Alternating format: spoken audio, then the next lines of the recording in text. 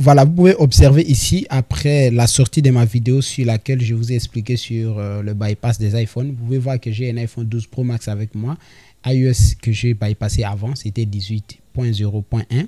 Bon, parce que je voulais le bypasser sans réseau. Et maintenant, dès lors que nous avons appris la nouvelle sur le bypass avec réseau, que ça sera disponible uniquement sur les iPhones 17.5. C'est pour cela, vous pouvez voir 17.7, excusez-moi, vous pouvez voir déjà ici qu'il y a la possibilité de télécharger, n'est-ce pas? Donc, je vais retenir très bien les numéros de série ici ainsi que le email. Je vais faire maintenant les bypass avec, je vais restaurer à iOS 17.7 pour retourner un peu en arrière et puis vous allez constater que ça marche. Ok? Donc, c'est un peu ce que je voulais vous dire. Ce n'est pas un autre iPhone que je vais utiliser. Pour le moment, c'est à 18.0.1.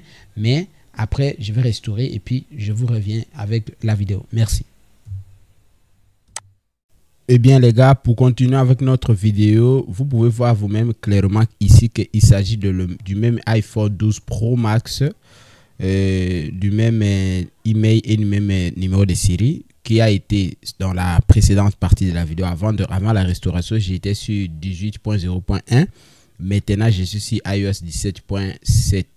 Comment j'ai fait? C'est simple. Je me suis rendu dans les sites officiels. Bon, on va ouvrir le site officiel. C'est IPSW. Parce que les gens vont toujours poser la question, malgré que je sors la vidéo, malgré que j'explique en détail, les gens vont toujours poser la même question qui a été répondue dans la vidéo. Et je pense qu'à cause de ça, je ne pourrai plus répondre à des commentaires.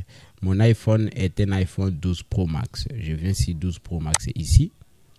Vous avez compris que le fichier de iOS 17.7 est indisponible. C'est ça que j'ai fait. Tout ce que j'ai fait, c'est comme ce que je suis en train de faire maintenant. Vous voyez, j'ai cliqué là-bas et puis j'ai téléchargé. Voilà, c'est exactement. On me dit ici que le fichier existait déjà, n'est-ce pas?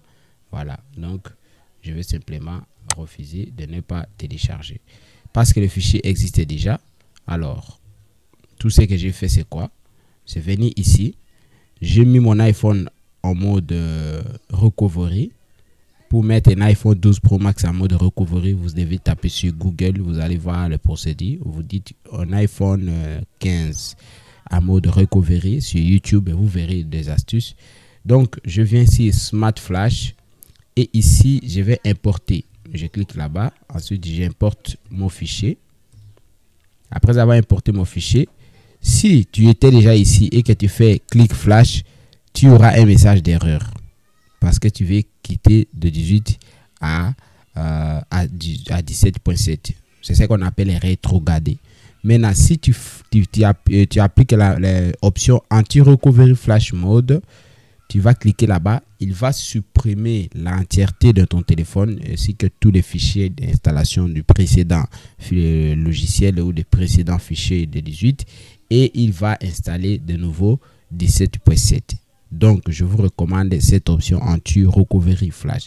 Mais si avec cette option, tu n'as pas de message d'erreur, c'est-à-dire que c'est bon parce que je ne sais pas. Moi, j'ai eu la question, c'est pourquoi. Et heureusement que j'avais le même problème. Et du coup, j'ai appliqué de cette façon-là.